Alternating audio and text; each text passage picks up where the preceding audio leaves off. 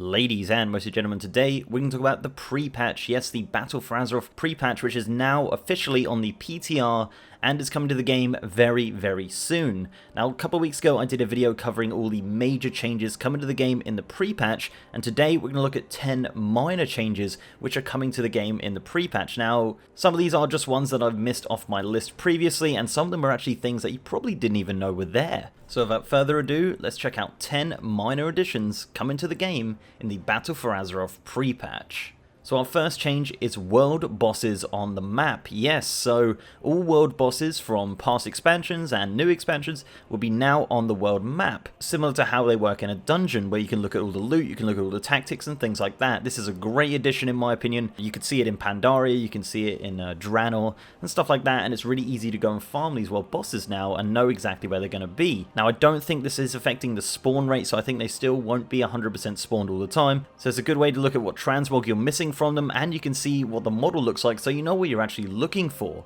In my opinion, a great change, and yeah, needed for a very long time. The next change comes in the form of achievements. Yes, so all of the Battle for Azeroth achievements are coming to the game in the pre-patch. Now, obviously, you won't be able to do a lot of these. Now, two achievements you might get with the pre-patch are the achievements for 350 mounts and the achievement for 400 mounts. Now, if you've seen recently, they actually did change these two mount rewards from the ones that I did previously in a video. They now look like this, and yeah, they are recolors of previous mounts, but they're really nice recolors in my opinion. The next change comes in the form of PvP. Now what they're doing is changing the way that you queue for battlegrounds. So now you have two options. You have random battlegrounds and you have random epic battleground. Now random epic battleground are 40 versus 40, so it'll be stuff like Isle of Conquest and AV. And random battlegrounds are obviously the smaller and quicker battlegrounds. Now at the moment it's not actually implemented, but they will be adding better rewards for queuing for an epic battleground as opposed to a random battleground. They also said they're going to be implementing weekly quests to do epic battlegrounds to get more people to queue for them. And yeah, to be honest, I'm not much of a PvPer, so I don't really have too much of an opinion on this. If you are a PvPer, let me know what you think of this new change. As I said, it is quite cool that you will get more rewards for doing epic battlegrounds. It's a kind of time versus reward equation that you need to do when queuing for battlegrounds now. And on top of all of those changes, they are also removing Ashran and Strand of the Ancients. So if you want some more achievement points before Battle for Azeroth, it's best to do them right now, because once that pre-patch launches, those battlegrounds are as good as gone. I think Strand of the Ancients could potentially come back as a brawl along with Ashran, but at the moment there is no plans for it, and they are going to be removed as of the BFA pre-patch. Next change is one that everyone already knows about, but I thought I'd mention it anyway, and that is the removal of the Mage Tower and the rewards from that feature. So if you haven't done it on your alts and your main, you will not be able to receive the Mage Tower artifact skin as of the BFA pre-patch, which gives you a couple more weeks to be able to do that feature. I believe soon, if not now, the Mage Tower will be up permanently for players to do constantly and try and get those rewards before they're removed forever in the BFA pre-patch. And obviously once that patch hits and you've already got that, you can use that appearance as a transmog forever. The next change is a big change for some. I personally don't really know too much about it because I'm not too inclined with all of that information, but World of Warcraft will now support DirectX 12. A lot of people have said about it on stream to turn it on and see what the differences are. I personally couldn't see much of a difference, but I'm sure a lot of you guys will probably benefit from this change. And yeah, I just thought I'd add this to the list because it's coming in the BFA pre-patch.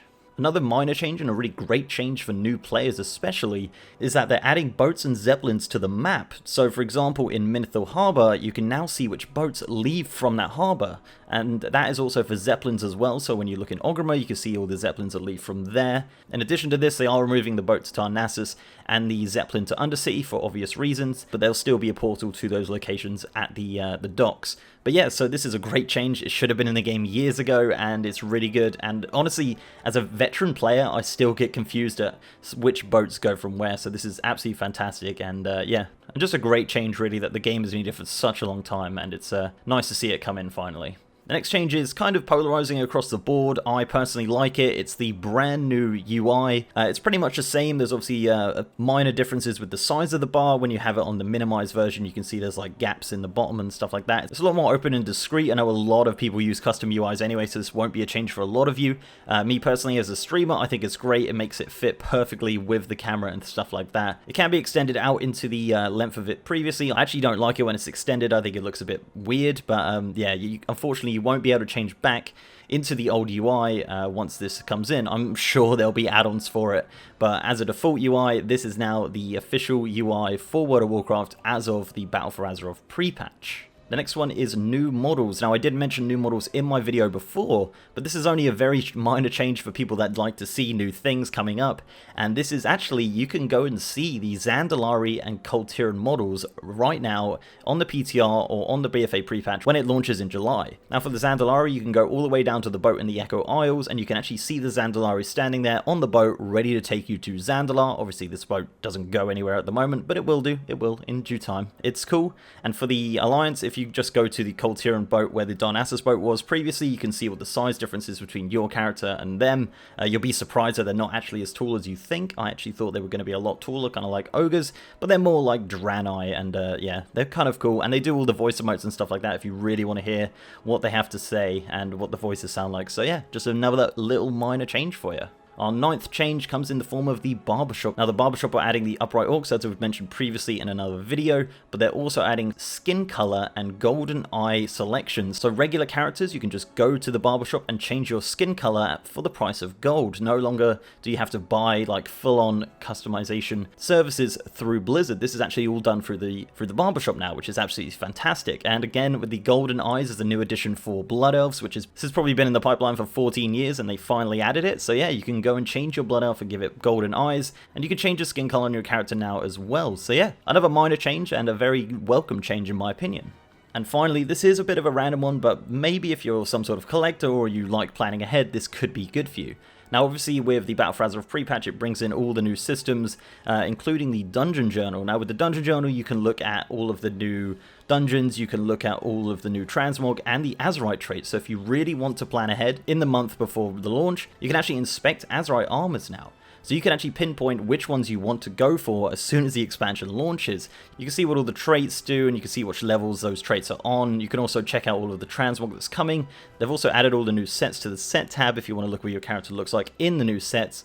And yeah, again, very, very minor change, but in my opinion, very nice indeed. If you haven't seen any of the new armors, some of them are really good. I think one especially that I really do like is the leather dungeon set for the Alliance, which will also be used for the Horde at 120. So that's pretty much it, guys. That is 10 minor additions coming to the game in the Battle for Azeroth pre-patch. If you know any more minor additions, do leave them in the comments below, and let me know what you think of all of these changes. If you're happy with any of them, if you're not happy with any of them, let me know down below. And yeah, before I go, I'd like to give a massive shout out to our amazing patrons and YouTube sponsors. You guys are awesome. And if you'd like to support the channel in that way, links are down below. So leave a like on this video, guys, if you'd like to, and subscribe if you haven't. Also have a merch store and a partner Discord channel. Links to those are down in the description. And with that, I'll see you next time.